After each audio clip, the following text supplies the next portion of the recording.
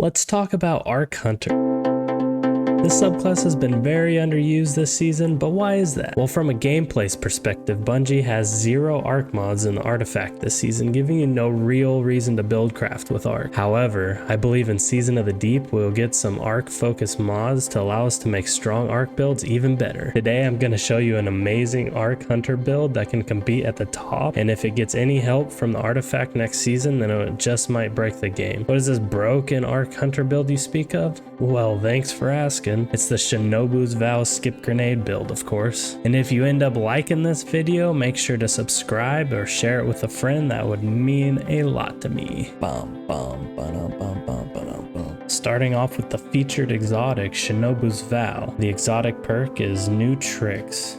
Improve skip grenades, and you gain an additional skip grenade charge. Skip grenade returns energy when it damages enemies. And of course, we're pairing that with the Arc Grenade Skip Grenade, a grenade that splits upon impact, creating multiple projectiles that seek targets. The tracking is pretty strong with these, you just have to make sure you bounce it off a surface first. To make sure we always have at least 1 to 2 grenade charges, we're going to be using a lot of grenade mods within our armor pieces. You also want to have high discipline to have a low grenade ability cooldown. At tier 10 it is 1 minute. Grenade kickstart. When your grenade energy is fully expended, you gain grenade energy. Additionally, your armor charge is consumed and you gain additional grenade energy for each stack. So the more armor charges you got, the more grenade energy you get back when you throw that grenade.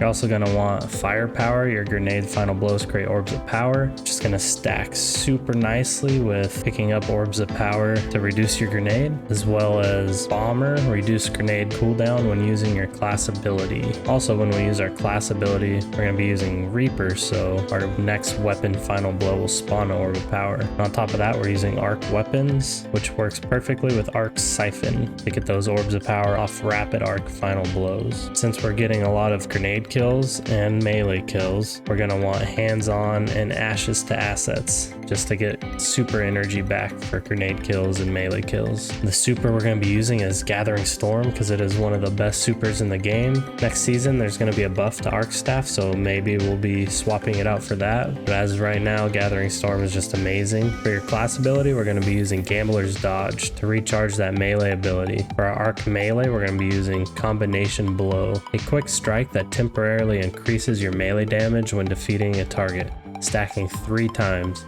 Defeating targets with this ability also fully refills your class ability energy and restores a small amount of health. So it's a good way to get health back. It's also a lot of damage and it helps get your dodge back. So it kind of works. Your dodge will get your melee back and your melee will get your dodge back. And constantly using those will help get your grenade back. You should always have one of these, if not all of these, up at the same time. For our aspects, we're using Lethal Current. After dodging, your next melee attack has increased lunge range, jolts the target, and creates a damaging aftershock. Damaging any jolted target with this melee attack also blinds them. And Flow State. Defeating a jolted target makes you amplified. While you're amplified, your dodge recharges more quickly, you are more resilient while dodging, and your reload speed is greatly increased. For our fragments, we're using Spark of Shock. Your arc grenades jolt targets. Since we have 2 arc grenades that you almost infinitely have up, you're going to be constantly jolting targets. Spark of Recharge. While critically wounded, your melee and grenade energy regenerates more quickly. Since we're going to be up close and personal, we're going to be using Spark of Instinct. While critically wounded, taking damage emits a burst of damaging arc energy that jolts targets, as well as Spark of Resistance. While surrounded by combatants, you are more resistant to incoming damage. It's going to give you some strength as well. As far as your artifact mod goes, the only thing that can really help you out is authorized mods grenades. For your arc weapon of choice, I would recommend the Aikilos SMG with Volt Shot, if you have one, or the Trinity Ghoul works really well as the new Prolonged Return from the season. This thing can get Volt Shot on it, so you should be looking for a Volt Shot roll. Your other weapons are purely preference, and if you're going to be running arc weapon surges, you should probably have an arc heavy. It'll just make your heavy do way more damage. All these things combined, when used correctly, is just going to steamroll through pretty much all content. I will leave a dim link for this build in the description below, and let me know in the comments what build you'll be using next season. I hope you guys enjoyed this video and make sure to get outside and touch some grass.